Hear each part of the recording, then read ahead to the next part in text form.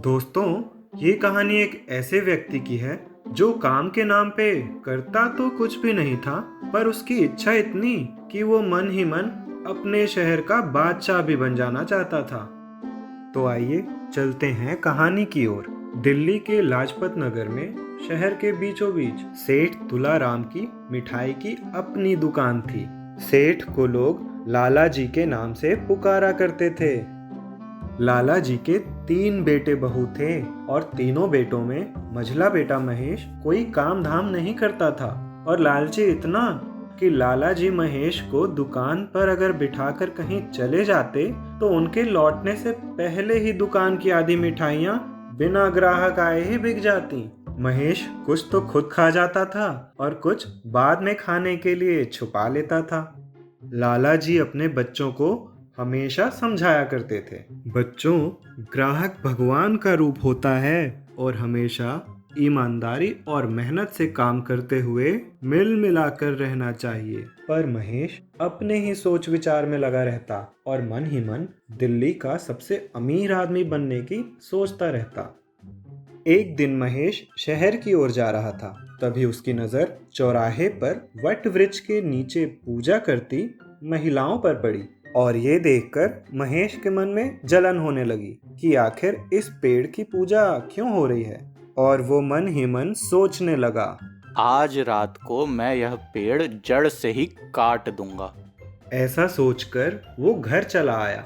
घर में जब सभी लोग खा पीकर सो गए तो महेश चुपके से उठा और कुल्हाड़ी लेकर पेड़ काटने चल दिया। पेड़ के पास पहुंचकर जैसे ही महेश ने अपनी कुल्हाड़ी चलाई, कुल्हाड़ी अपने आप ही टूट गई। महेश अब निराश होकर घर लौट आया, लेकिन उसने हिम्मत नहीं हारी। वह मन ही मन सोच रहा था, कल इस पेड़ को जरूर काट दूंगा। दूसरे दिन आधी रात को पेड़ काटने के इरादे से महेश फिर चल पड़ा, लेकिन आज भी उसकी कुल्हाड़ी एक ही बार में टूट गई। पर महेश ने भी हार नहीं मानी और वो प्रतिदिन आधी रात को नई कुल्हाड़ी लेकर पेड़ काटने चल पड़ता। इसी तरह एक रात जब महेश भोजन करने बैठा तो उसे याद आया, अरे ये क्या, आज तो मैं पेड़ काटने गया ही नहीं। और वो भोजन वैसे ही छोड़कर पेड़ काटने चल पड़ा। इस बार महेश ने पेड़ काटने के लिए जैसे ही कुल्हाड़ी चलाई, वट वृक्ष से एक आवाज आई, बेटा महेश, मैं तुम्हारी लगन, मेहनत और प्रेम से अति प्रसन्न हूँ। आज तो तुम भोजन छोड़कर यहाँ आए हो। मैं तुम्हारी हर इच्छा पूरी कर सकता हूँ। बोलो, क्या इच्छा है तुम्हारी? लगन, मेहनत और प्रेम, यह सब मैं भला कब से करने लगा। खैर, इससे मुझे क्या, मुझे तो बस मेरे फायदे से मतलब है। बोलो बेटा महेश, क्या इच्छा है तुम्हारी? मेरा एक बड़ा सा घर हो। ठीक है, ऐसा ही होगा। जाओ और जब भी जरूरत हो तो मुझे यहाँ आकर याद करना। मैं तुम्हारी इच्छा पूरी कर दूंगा। इसके बाद महेश घर की ओर चल दिया। घर के पास पहुंचकर उसने देखा कि सबके घर बड़े बड़े हो गए। अरे ये क्या, मैंने तो सिर्फ अपने लिए घर मांगा था, यहाँ तो सभी के घर बड़े हो गए। खैर, कोई बात नहीं। अपना घर देखकर वो बहुत खुश हुआ और अगले दिन रात होने का इंतजार करने लगा। फिर वट वृक्ष के पास जा पहुंचा।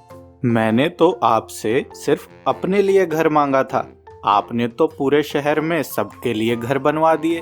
हाँ बेटा महेश, तुम अपने लिए जो कुछ भी मांगोगे तो तुम्हारे पड़ोसियों के घर दुगना फायदा होगा।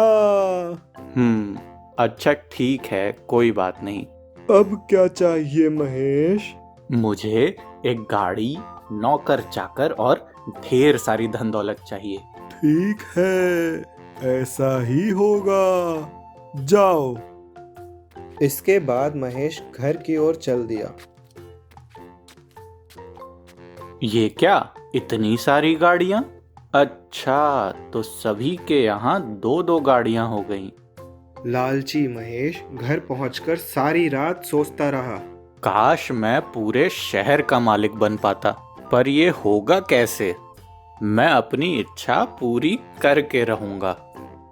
और अगली रात फिर वो वट वृक्ष के पास जा पहुंचा। अब क्या चाहिए महेश? अब तुम्हारे मन में क्या इच्छा है? हे वटवृक्ष, मेरी इच्छा बस इतनी ही है कि मेरे घर के सामने दो बड़े बड़े कुएं हों और मुझे केवल एक आंख से दिखाई दे, यानी मेरी एक आंख की रोशनी चली जाए।